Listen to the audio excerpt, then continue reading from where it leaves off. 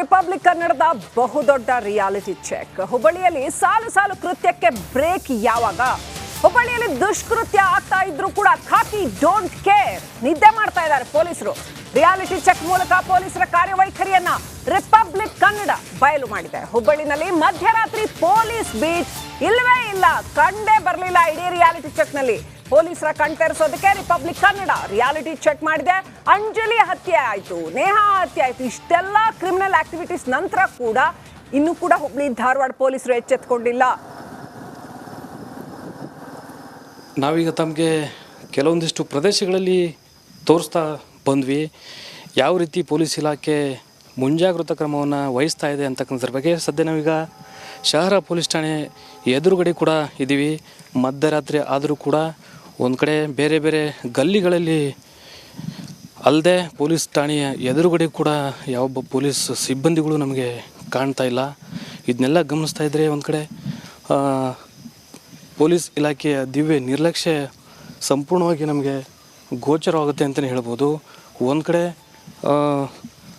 ಸಾಲು ಈ ರೀತಿ ಕೃತ್ಯಗಳು ನಡೀತಾ ಇದ್ದರೂ ಕೂಡ ಪೊಲೀಸ್ ಠಾಣೆಯ ಮುಂದೆ ಅಷ್ಟೇ ಅಲ್ಲದೆ ಯಾವುದೇ ಒಂದು ಗಲ್ಲಿಗಳಲ್ಲಿ ಕೂಡ ನಮಗೆ ಪೊಲೀಸ್ ಬೀಟ್ ವ್ಯವಸ್ಥೆ ಇಲ್ಲಿ ಕಾಣಸಿಗ್ತಾ ಇಲ್ಲ. ಎಷ್ಟರ ಮಟ್ಟಿಗೆ ಪೊಲೀಸ್ ಇಲಾಖೆ ನಿರ್ಲಕ್ಷ್ಯನ ವಹಿಸ್ತಾ ಇದೆ ಅನ್ನೋದು ನಮಗೆ ಸ್ಪಷ್ಟವಾಗಿ ಗೋಚರವಾಗುತ್ತೆ. ಒಂದು ಕಡೆ ಈ ರೀತಿ ಕೃತ್ಯಗಳು ನಡೀತಾ ಇದ್ದರೂ ಕೂಡ ಪೊಲೀಸ್ ಇಲಾಖೆ ಮಾತ್ರ ಎಷ್ಟರ ಮಟ್ಟಿಗೆ ನಿದ್ದೆ ಮಾಡ್ತಾ ಇದೆ, ಕಣ್ಮುಚ್ಚಿ ಕುಳಿತಿದೆ ಅನ್ನೋದು ನಮಗೆ ಸ್ಪಷ್ಟವಾಗುತ್ತೆ. ಮತ್ತು ಬೇರೆ ಬೇರೆ ಒಂದು ಪ್ರದೇಶಗಳಲ್ಲಿ ಪೊಲೀಸ್ ಇದ್ದಾರಾ ಅಥವಾ ಇಲ್ವೋ ಅಂತಕ್ಕಂಥದ್ರ ಬಗ್ಗೆ ತಮಗೆ ಸ್ಪಷ್ಟವಾಗಿ ನಾವು ತೋರಿಸುವಂಥ ಪ್ರಯತ್ನವನ್ನು ಮಾಡ್ತೀವಿ.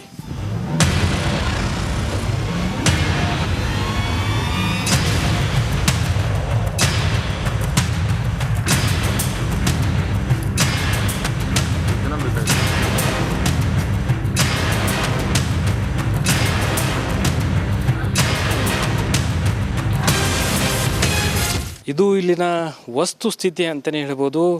ನಗರದಲ್ಲಿ ಸಾಲು ಕೃತ್ಯಗಳು ನಡೀತಾ ಇದ್ದರೂ ಕೂಡ ಪೊಲೀಸ್ ವ್ಯವಸ್ಥೆ ಎಷ್ಟರ ಮಟ್ಟಿಗೆ ಇದೆ ಅನ್ನೋದು ನಮಗೆ ಸ್ಪಷ್ಟವಾಗಿ ಗೋಚರವಾಗುತ್ತೆ. ಒಂದು ಕಡೆ ಪೊಲೀಸ್ ಇಲಾಖೆ ಸಂಪೂರ್ಣವಾಗಿ ಕಣ್ಮುಚ್ಚಿ ಕುಳಿತಿದೆಯಾ ಅನ್ನೋದಕ್ಕೆ ನಮಗೆ ಸ್ಪಷ್ಟ ನಿರ್ದೇಶನ, ಸ್ಪಷ್ಟ ಉದಾಹರಣೆ ನಮಗೆ ಇಲ್ಲಿ ಕಾಣ್ತಾ ಇದೆ. ಹೊರಗಡೆನೂ ಕೂಡ ಯಾವೊಬ್ಬ ಪೊಲೀಸ್ ಸಿಬ್ಬಂದಿಯೂ ನಮಗೆ ಕಾಣ್ತಾ ಇಲ್ಲ, ಬೇರೆ ಬೇರೆ ಗಲ್ಲಿಗಳಲ್ಲೂ ನಮಗೆ ಕಾಣ್ತಾ ಇಲ್ಲ.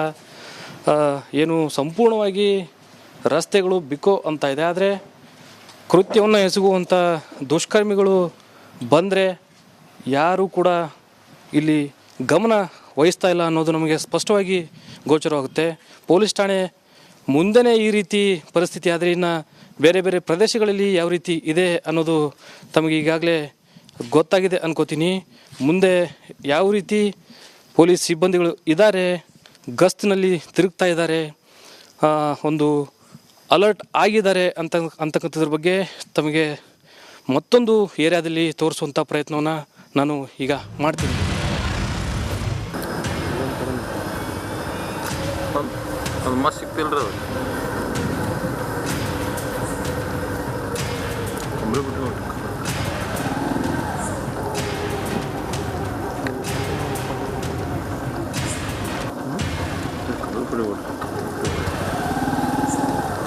ರೆಕಾರ್ಡಿಂಗ್ ಆಯ್ತು.